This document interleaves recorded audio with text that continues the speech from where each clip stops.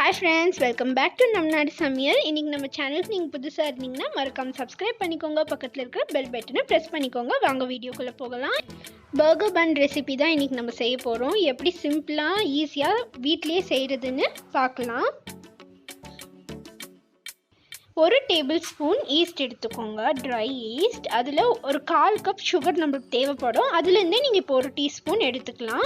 1 cup lace சூடு தண்ணி, ரொம்ப சூடாகவும் இருக்கக்கூடாது, அதே மாதிரி ரொம்ப சில்லுன்னு இருக்கக்கூடாது, லேஸான சூடாக இருக்கணும். ஏன்னா இது ரொம்ப மெயின் ஸ்டெப், அதனால தான்.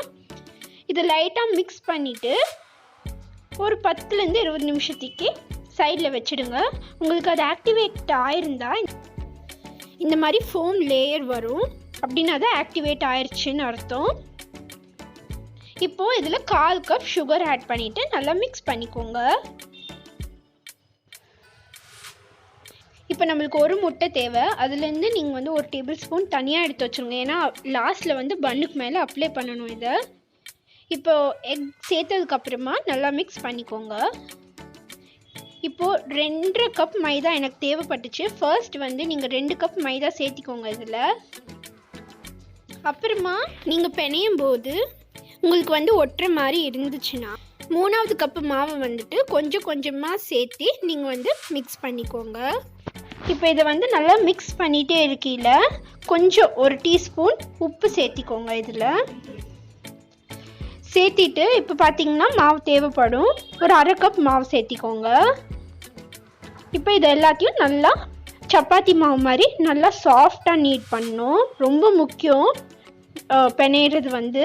ஒரு 20 நிமிஷத்துக்கு நீங்கள் நல்லா பிணையணும். அப்போ தான் நல்லா சாஃப்டாக வரும். இப்போ 2 table spoon butter, soft butter சேர்த்திக்கோங்க.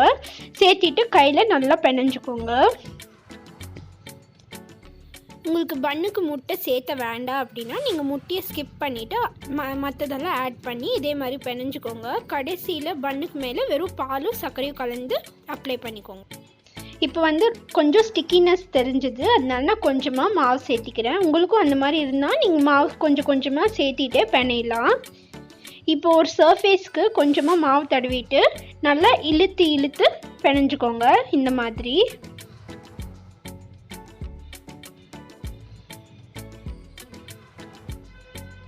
நீங்கள் எவ்வளோக்கு நல்லா பிணைஞ்சு சாஃப்டாக வைக்கிறீங்களோ அவ்வளோக்கும் உங்களுக்கு பன் நல்லா சாஃப்டாக வரும்.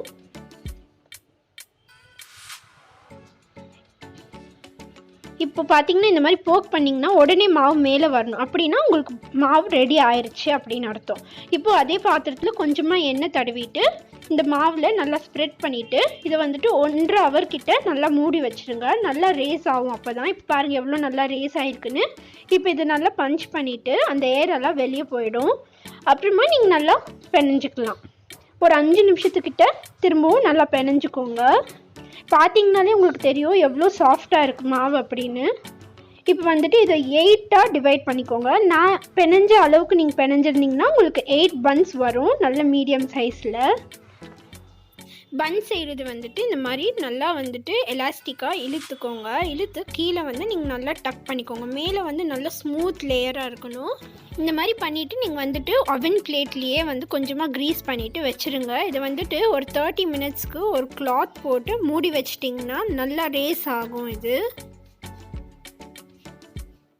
இல்லை அப்புறம் பார்த்தீங்கன்னா நல்லா ரேஸ் ஆகிருக்கும். அப்புறம் அந்த 1 டேபிள் ஸ்பூன் முட்டை வச்சுருந்தோம் இல்லையா, அதில் கொஞ்சமாக பால் இல்லை தண்ணி கொஞ்சமாக சர்க்கரை போட்டுட்டு மிக்ஸ் பண்ணி இது மேலே அப்ளை பண்ணிவிட்டு வெள்ளை எள்ளு மேலே டாப் பண்ணிவிட்டு ஒரு 20 நிமிஷம் 190 டிகிரியில் பேக் பண்ணிக்கோங்க. இல்லைனா எண்ணெயில் பொரிச்சு கூட எடுத்துக்கலாம் மீடியம் ஃப்ளேமில். பார்த்தீங்கன்னா சூப்பராக வந்திருக்கு. பன் சூடாக இருக்கையிலேயே கொஞ்சமாக பட்டர் தடவிக்கோங்க. பாருங்கள் எவ்வளோ சாஃப்டாக இருக்குன்னு. கண்டிப்பாக இதை வீட்டில் நீங்கள் ட்ரை பண்ணி பாருங்கள், ரொம்ப பிடிக்கும் உங்களுக்கு. பிடிச்சிருந்தா சப்ஸ்கிரைப், லைக், ஷேர் பண்ணுங்கள், மறக்காமல் கமெண்ட் பண்ணுங்கள். தேங்க்யூ ஃபார் வாட்சிங்.